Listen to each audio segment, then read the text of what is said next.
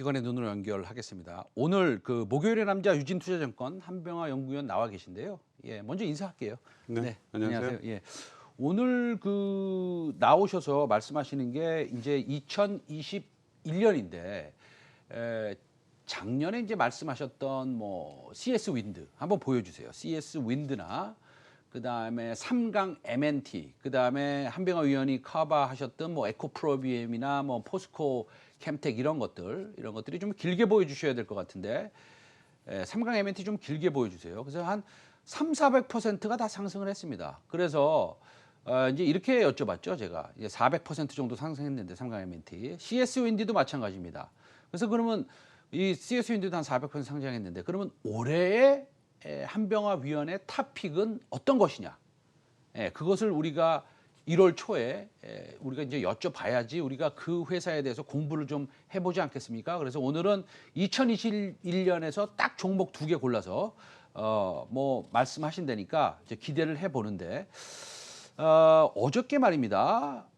한 의원님, 그 뭐 어저께가 아니죠. 아침에 나온 것 같은데 캘리포니아가 어떤 뭐 그 수소차 지원을 위해서 무슨 정책을 갖다가 이렇게 발표를 했다는데 어떤 내용입니까?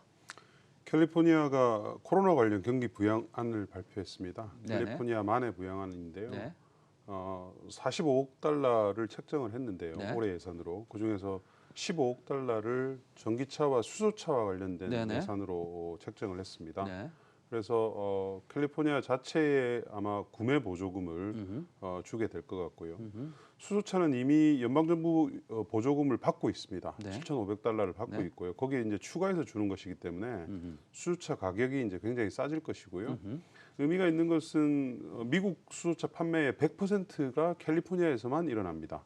그러니까 미국에서 10대가 팔리든 10,000대가 팔리든 현재는 캘리포니아에서만 팔리고 있다 이거죠? 충전 설비가 거기만 있기 때문이죠. 그렇습니까? 그래서 예. 이번 이제 예산안에 충전소도 대규모 확충하는 예산안에 이제 포함이 된 것 같아서 아마도 현대 넥소의 수소차 미국향 판매가 많이 늘 것으로 그렇게 보입니다. 그러면 우리가 한번 가정을 한번 해보겠습니다. 지금 바이든 행정부가 15일 있으면 들었을 테고, 그렇죠? 어제는 이제 공화당이 블루 웨이브를 민주당이 달성을 했고, 근데 캘리포니아만 그렇게 수소차를 지원해주고 있고 전기차도 캘리포니아는 다른 주와는 확실히 다르게 지금 지원책이 있는 거죠? 미국 전기차 판매의 50%가 캘리포니아입니다. 그러면 캘리포니아 말고 나머지 49개 주가 전부 다 캘리포니아의 정책을 따라간다면 미국의 전기차하고 수소차의 성장성은 어떻게 되겠습니까? 뭐 저희가 한 30에서 40% 글로벌 시장 성장을 연평균 계속 예상을 하는데요. 네. 미국은 이제 조금 더 커질 수가 있겠죠. 커질 것이고 지금 뭐 아직 50만 대가 안 되는데요. 네네. 아마 2, 3년 안에 연간 판매가 100만 대 정도로 네. 올라갈 것으로 보이고요. 네.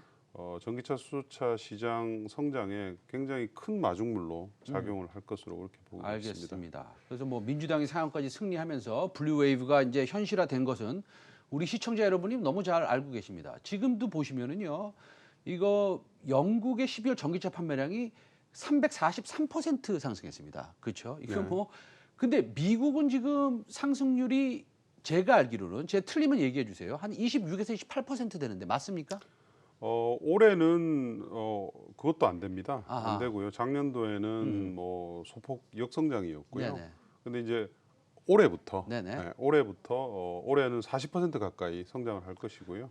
그러면 전 세계에서 제일 큰 시장이 그렇게 갑자기 턴어라운드 한다는 것은 수소차, 전기차 시장에 엄청난 긍정적인 임팩트가 될 수 있겠습니까? 그렇습니다. 전체적으로 확산기라고 할 수가 있고요. 작년까지 이제 우리가 유럽에만 기댔었죠. 근데 네네. 올해는 미국의 전기차 그리고 미국의 수소차 시장까지도 확대가 되는 거기 때문에 관련된 업체들이 사실은 올해는 전기차, 수소차 관련주들이 많이 좋을 것으로 그렇게 판단을 하고 있습니다. 알겠습니다. 그러면 올해 2021년도에 딱 2종목 저희한테 소개를 시켜드리고 그거에 대해서 같이 좀 공부해보자라는 말씀을 좀 하시고 계시는 것 같은데 그럼 수소차 분야에서 이 종목은 정말로 우리가 공부해보고 관심 종목에 좀 편입을 해야겠다라고 하는 종목이 있다면 어떤 것이 있겠습니까?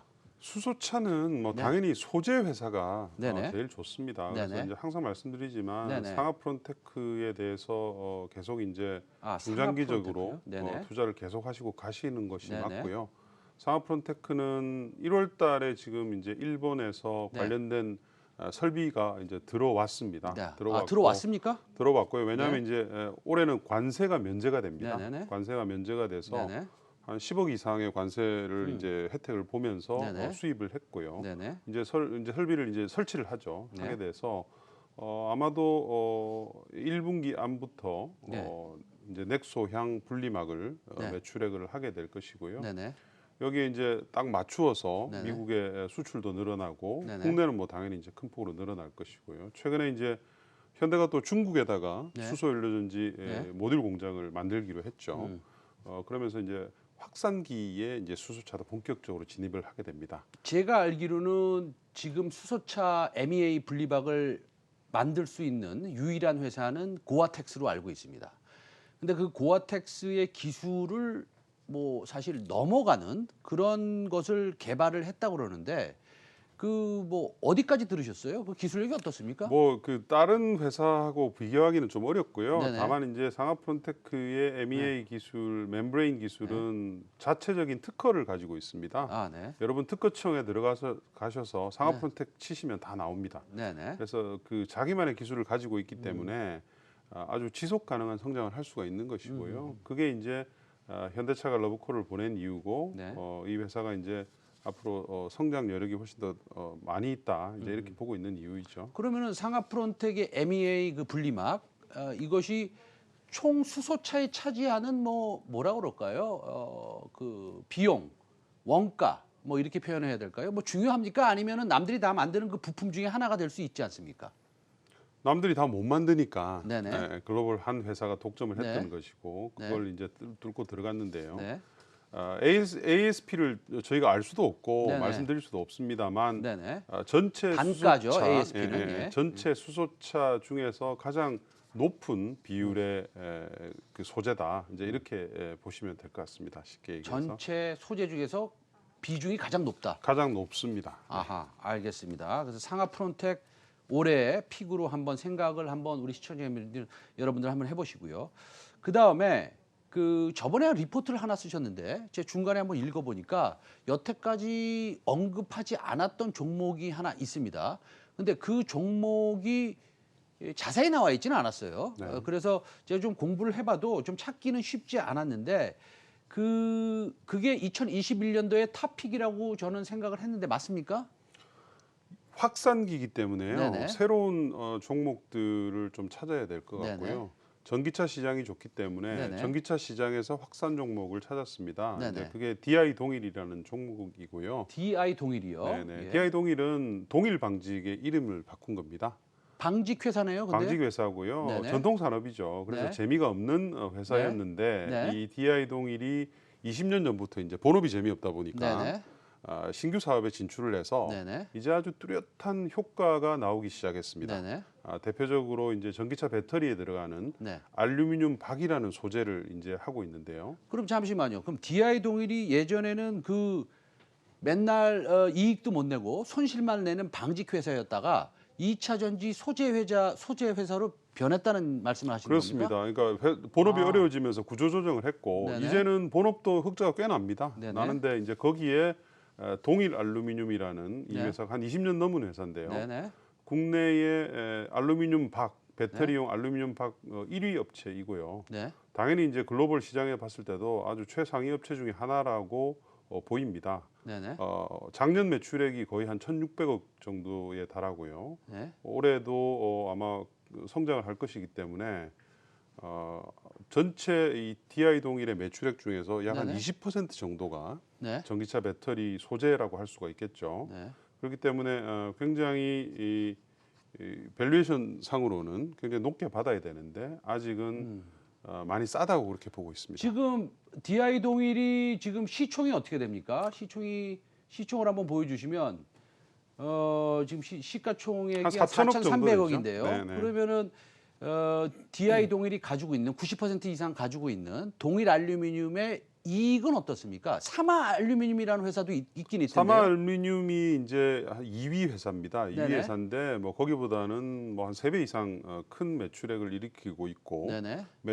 아변 매출액의 대부분이 아마 전기차 배터리용이기 네네. 때문에 영업이익률이 9에서 한 10% 정도 나오고요. 네네. 다른 우리 이제 동박 회사들이 있죠. 네네네. 음극 집전체가 동박이고요. 네네. 양극 집전체가 알루미늄 박입니다. 아, 그러니까 음극 집점체가 동박, 그 네. 일진 매트리얼스하고 그렇습니다. SKC가 하는 거. 네네. 양극 집점체가 알박, 알루미늄 그렇습니다. 박인데 알루미늄 박인데 마진이 두 개가 비슷합니다. 아하. 네, 마진이 그렇게 큰 차이가 없고요. 그러면은 일진 매트리얼 이런 것들은 PER이 제가 뭐 정확한 기억 안 나는데 한 2, 30배로 더 큽니다. 예, 올해 4, 50배로 실적 거래된다고 기준으로 한 4, 다음에 50배 PER이. 정도 되기 때문에 그러면은 지금 전체적으로 밸류를 계산했을 때 DI 동일은 지금 PER이 몇 배나 거래되고 있는 겁니까? 글쎄요, 이걸 따로 떼서 이제 가치를 네. 매기지 않기 때문에 네. DI 동일의 가치가 그거를 반영을 하면 네. 글쎄요, 최소한 뭐 현재 DI 동일 전체의 시가총액보다 좀 더 크지 않을까?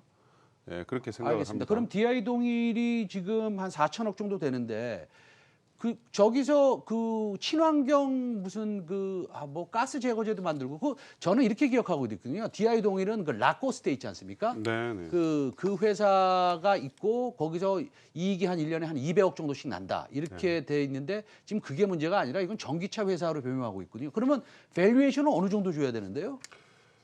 동화기업이라는 회사가 있어요. 동화기업이요. 예, 동화기업하고 DI 동일과 거의 동일한 이런 모델입니다. 네네. 동화기업도 전통산업, 목재 비즈니스를 하던 업체였죠. 네. 근데 파낙스 이텍이라는 전기차 전해액 업체를 샀습니다. 동화기업에서 지금 목재업체 없습니다. 그렇습니다. 네, 저희 집에도 동화 마루를 깔았습니다. 맞습니다. 예. 네네. 동일하게 지분율 90%를 갖고 있는데요. 네네. 그 이후에 동화기업의 밸류에이션이 급격하게 상승을 하면서 네네. 올해 실적 기준으로 PBR이 1.8배입니다. 주가가 한 400% 정도 네, 상승했죠, 네, 동화기업이. 네, 그렇습니다. 그러니까 PBR 측면에서 1.8배인데요. 그렇죠. 근데 그럼 이제 DI 동일은 지금 DI 몇 배입니까? 동일은 올해 실적 기준으로 아마 지금 최근에 좀 올랐지만 네. 0.8배 정도 밖에 되질 않습니다. 그러면 동화기업만큼 밸류에이션을 받아야 된다면 그렇게 그렇습니다. 될지 안 될지 모르겠지만 그러면은 목표가가 좀 그런데요. 좀 말하기가 좀 목표가는 제가 이제 적당한 시점에 네. 제시를 하겠지만 네네. 간단하게 생각해 봤을 때 네. 동화기업의 전기차 부분 매출 비중은 10% 전체 매출 연결 매출액이 10% 수준이고요. 올해 기준으로. 동화기업은요. 예. DI 동일은 20% 정도 수준이니 네네. 원칙적으로 따지면 밸류에이션은 더 비싸야 되는 거죠. 네네네. DI 동일이.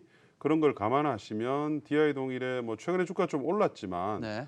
중장기적으로 봤을 때는 아직까지 매우 싼 영역에 있다. 네. 뭐 여기에 뭐 여러 가지 자산이라든지 네. 또는 뭐 또 다른 쪽 환경 쪽 네. 반도체 관련된 부분도 있고요. 여러 가지들이 있기 때문에 원래 땅이 많은 회사 아닙니까?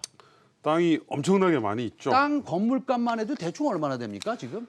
이 시가총액이 4,500원. 공시지가만 해도 아마 거의 한 3, 4천억 이상 될 거고요. 네네. 대부분 다 도심 한복판에 있기 때문에 굉장히 도심 한복판에? 현가로 반영을 하면 뭐 훨씬 더 클 수조 원이 겁니다. 될 수도 있겠네요. 그렇죠? 글쎄요, 수조 원까지는 모르겠는데요. 네. 하여튼 뭐 굉장히 클 겁니다. 알겠습니다. 오늘 DI 동일 그럼 다음에 한번 네. 좀 그 리포트 쓰신 후에 쓰시게 네. 된다면 목표가 나오면 네. 좀 더 자세히 분석을 좀 네네. 부탁드리겠습니다. 또 그저께 제가 이제 네. 그래서 자료에 일단 미리 조금 네. 언급은 드렸고요.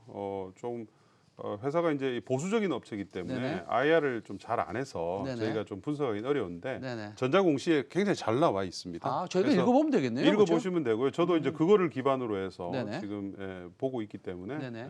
좀 중장기 투자하시기에 충분히 네. 적합한 DI 종목이다. 동일 관계자 여러분은 좀 IR을 좀 열심히 해주시면 우리 시청자 여러분들이 좋아하시고 우리 투자하는 동학개미들이 좀 도움을 많이 받겠습니다. 이거 보셨으면 좀 전달해 주시고요. 유진투자증권의 한병화 연구위원 오늘도 감사드립니다. 네. 두 종목 꼽아주셔서요. 네. 감사합니다.